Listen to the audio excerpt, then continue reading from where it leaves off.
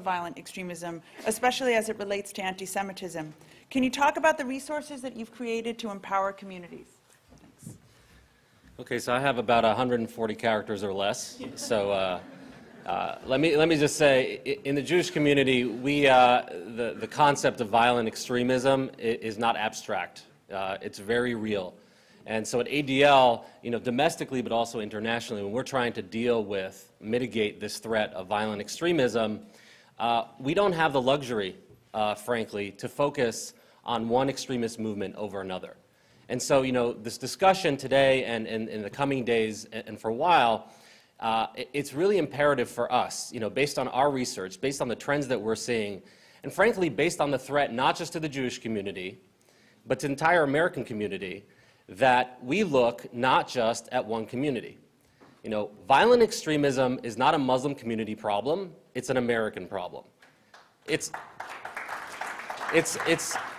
also a problem that's international. And so when we're looking to figure out ways to mitigate that threat, we have to find partners to help us do that.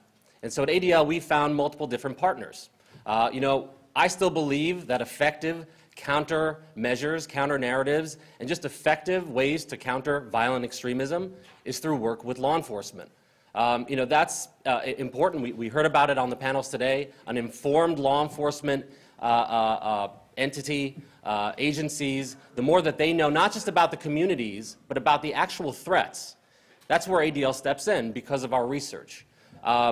And so if we take, for example, the threat of white supremacists and right-wing extremists, and look at the amount of murders in this country in the past, say, 10 years, 95% of murders against Americans, and that includes law enforcement, have been caused at the hands of right-wing extremists. We have to remember that fact when we're coming up with strategies. But that doesn't mean that we can deal with these various different movements at the same time. While we have to recognize of the threats, we also have to recognize that each threat requires a unique set of remedies and strategies to combat them.